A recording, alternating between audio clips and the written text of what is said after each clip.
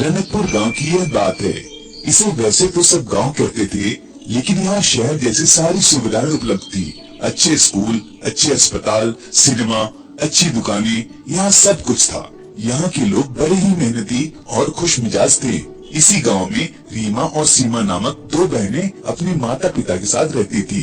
रीमा का रंग उजला था और सीमा का रंग सांवला था, और इसी बात को लेकर रीमा उसे बहुत ताने देती थी। उसे न जाने क्या क्या कहकर बुलाती थी। मेरे कॉलेज में तो फैशन कॉन्टेस्ट है और मैंने सबसे पहले उसमें अपना नाम लिखवा दिया है। देखना, जीतूंगी भी मैं ही। तू तो ऐसी कंपटीशन में अपना नाम ही नहीं लिखवा सकती। अगर तू हिस्सा लेगी तो हारेगी तो जरूर, पर तुम्हारी बेइज्जती होगी वो अलग। ऐसा कहकर रीमा जोर जोर से हंसने लगी। कुछ दिन बाद रीमा घर पर फैशन कॉन्टेस्ट में जीती हुई ट्रॉफी लेकर आई और गर्व से अपने माँ पापा को दिखाने लगी। देखिए माँ पापा, मैंने कहा था ना कि मैं जीतूंगी। इस सीमा की वजह से तो आपको कभी गर्व महसूस नहीं होगा। इसने ऐसा कोई काम किया ही नहीं और ना करेगी, पर मैं आप दोनों का नाम खूब रोशन करूंगी। रीमा, अपनी बड़ी बहन को ऐसा नहीं कहते हैं। उसके रंग की वजह से तुम उसे ऐसा नहीं कह सकती। सीमा सबकी बातें सुनती रहती है और दुखी होकर रोती रहती है। और अब तो उसकी बहन रीमा के साथ साथ आस पड़ोस वाले भी सीमा के रंग का मजाक उड़ाते रहते हैं। सीमा बाजार में कुछ लेने जाती है, उस वक्त भी उसके पड़ोसी उसका मजाक उड़ाते हैं और उसके रंग के बारे में हंसी मजाक करते हैं। पता नहीं इससे कौन शादी करेगा पूरी जिंदगी। क्या इसके माता पिता इसे घर पे बिठा के रखेंगे क्या? हमने इसकी माँ को कितना कहा कि अच्छा साबुन, अच्छी क्रीम ला कर दो और इसे चाय पिलाना बंद करो ताकि यह गोरी हो जाए, पर उसकी माँ कहाँ सुनती है। हम तो भाई इसके अच्छे के लिए कहते हैं, पर क्या ही करे। सीमा ये सारी बात सुनकर रोते रोते घर आ गई। क्या हुआ बेटा, तू क्यों रो रही है? माँ, सबके तानों से तंग आ गई हूँ। घर में रहती हूँ तो रीमा ताने मारती रहती है और घर से बाहर निकलती हूँ तो दोस्त और आस पड़ोस वाले मेरे रंग के बारे में कुछ न कुछ कहते रहते हैं। मेरा रंग सांवला है, उसमें मेरी क्या गलती है माँ? ये सारी रचना तो ऊपर वाले ने ही बनाई है, तो सब मुझे क्यों दोष देते रहते हैं? सीमा की माँ उसे आश्वासन देती है और कहती है, तुम चिंता मत करो बेटा, तुम्हारा मन साफ है और साफ मन वालों के साथ सब अच्छा ही होता है। भले देर से ही, पर तुम्हारे साथ जरूर अच्छा होगा। और कुछ दिनों बाद सीमा, सीमा कहाँ हो बेटा, जल्दी आओ। हाँ माँ, क्या हुआ? आप इतने खुश क्यों हो?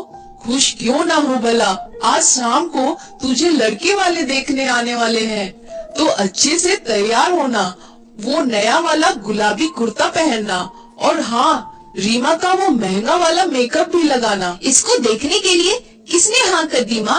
आपने इसकी असली तस्वीर तो भेजी थी ना, कि कुछ तोड़ मरोड़ कर भेजी थी? क्योंकि इसकी तस्वीर देखकर तो इसे कोई हाँ नहीं बोलेगा। कम से कम आज के लिए तो तेरी कड़वी बातें बंद कर और जा दीदी को तैयार होने में मदद कर। रीमा मुंह बनाकर वहाँ से चली जाती है।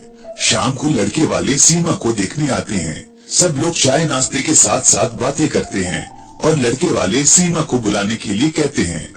जी, लड़की को तो बुलाइए ताकि लड़का और लड़की आपस में बात कर ले। सीमा की माँ रीमा और सीमा दोनों को आवाज लगाती है और रीमा सीमा को लेकर आती है, लेकिन लड़के वाले समझते हैं कि रीमा ही वो लड़की है जिसे वो देखने आए हैं और रीमा को देखकर वो कहते हैं, आपकी लड़की तो बड़ी सुंदर है, हमें तो ये रिश्ता मंजूर है। नहीं नहीं, आपको तो कोई गलत फहमी हो रही है। सीमा तो ये है, रीमा तो उसकी छोटी बहन है। ये सुनकर लड़के वाले गुस्सा हो जाते हैं। ये लड़की, ये तो तस्वीर में कुछ अलग ही लग रही थी। इसका रंग भी गोरा था, तो हमें लगा कि आपने हमसे झूठ बोला है।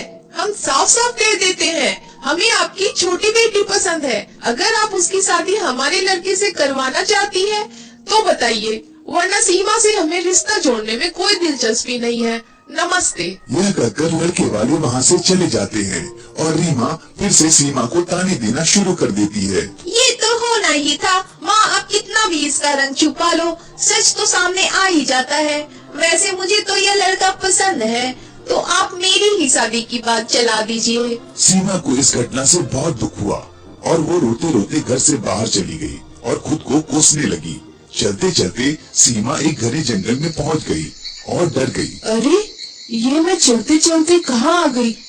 अब मैं वापस घर कैसे जाऊंगी? तभी सीमा को कुछ दूर एक झोपड़ी दिखी और उसने सोचा वहाँ जरूर कोई मदद करने के लिए होगा और सीमा उस झोपड़ी में जाती है।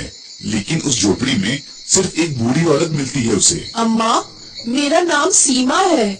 मैं इस घने जंगल में रास्ता भटक गई हूँ।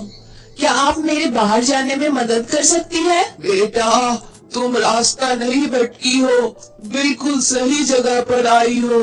मैं जानती हूँ तुम्हें तुम्हारे रंग की वजह से सब भला बुरा कहते हैं और तुम्हें इससे बहुत दुख होता है, पर चिंता मत करो, मैं तुम्हारी मदद करूँगी। और फिर बूढ़ी अम्मा कुछ मंत्र पढ़ती है और उनके हाथ में एक छड़ी आ जाती है जिसे वो सीमा को देती है। ये लो बेटा, यह कोई ऐसी वैसी छड़ी नहीं है, यह जादुई छड़ी है। इसे घुमाकर तुम जो भी बोलोगी वो सच हो जाएगा। सीमा को अम्मा की बात पर यकीन नहीं हुआ, इसलिए उसने छड़ी घुमाकर कहा, ओ छड़ी, मेरा रंग सांवले से उजला कर दे। और जैसे ही सीमा ने यह बोला, सीमा का रंग उजला हो गया। सीमा को ये यकीन दिलाने के लिए बूढ़ी अम्मा ने उसे आईना दिखाया और सीमा अपनी आँख को देखकर हैरान रह गई। लेकिन ये एक बात का ध्यान रखना, इस छड़ी का प्रयोग तुम दिन में केवल एक ही बार कर सकती हो और इसे दूसरी बार प्रयोग करने के लिए तुम्हें दूसरे दिन का इंतजार करना पड़ेगा। सीमा ने हाँ में सर हिलाया। अम्मा, आपने मेरी इतनी मदद की है, एक छोटी सी मदद और कर दीजिए। मैं इस घने जंगल में रास्ता भटक गई हूँ, आप मुझे कृपा करके बाहर जाने का रास्ता दिखाए। यह सुनकर बूढ़ी अम्मा ने अपनी छड़ी घुमाई और छोटे छोटे फूल रास्ते में गिरने लगे। तुम इन फूलों के पीछे पीछे जाना, तुम्हें रास्ता मिल जाएगा। उन फूलों का पीछा करते करते सीमा अपने घर पहुंच जाती है। वहाँ उसके घर वाले काफी परेशान थे। सीमा, तू कहाँ गई थी? हम सब कितना घबरा गए थे। मुझे पता है तुम्हें लड़की वालों की बात का बुरा लगा है। माँ, ये सब छोड़ो, इसका रंग देखो, तू गोरी कैसे हो गई? कोई क्रीम लगाया है क्या? सीमा ने रीमा का कोई जवाब नहीं दिया और अपने कमरे में चली गई। सबने मुझे मेरे रंग को लेकर बहुत चिढ़ाया है। मैं इन सबको सबक सिखा कर ही रहूंगी। दूसरे दिन सीमा ने वो जादुई छड़ी घुमाई और कहा, मेरी बहन रीमा के बाल हटा दो और उसे सांवली बना दो। और छड़ी ने ठीक वैसा ही किया। रीमा आईने में देखकर चीखती चिल्लाती रही और रोती रही।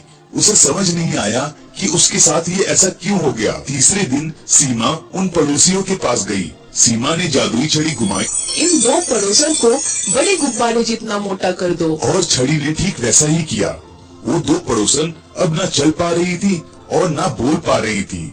सीमा ऐसा करके उन सब से बदला ले रही थी जिन्होंने उसे भला बुरा कहा था, और वो उस लड़की की माँ को सबक सिखाना चाहती थी जिसने उसके रंग की वजह से उसे ठुकरा दिया।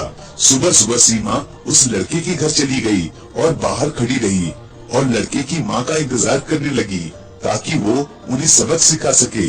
तभी कुछ देर बाद लड़के की माँ घर से बाहर निकली और तुरंत सीमा ने जादुई छड़ी घुमाई और एक शब्द बोली। तब एक कुत्ता उसके पास आकर भौंकने लगा और उस वजह से सीमा के मुंह से लड़के की माँ के बदले निकला, माँ को बिल्ली बना दो। लेकिन सीमा ने देखा कि लड़के की माँ पर तो कोई असर नहीं हुआ और वो वैसी की वैसी है।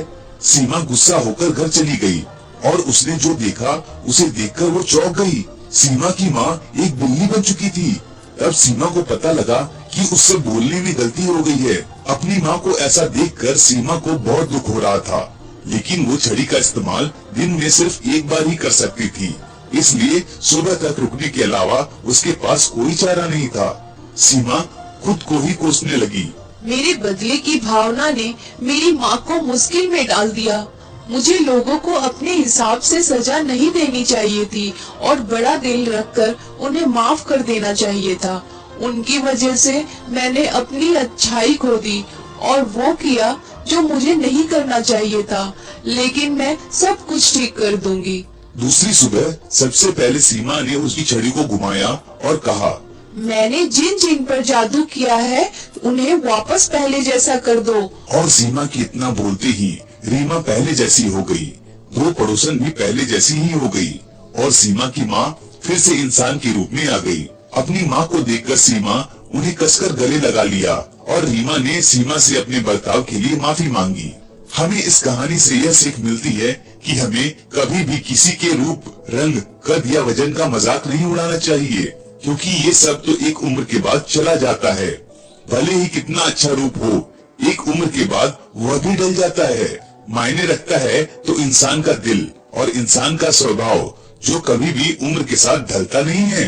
एक और बात, दूसरों की बुराई की वजह से हमें कभी भी अपनी अच्छाई नहीं छोड़नी चाहिए, क्योंकि जो अच्छा है वो हमेशा सच्चा है।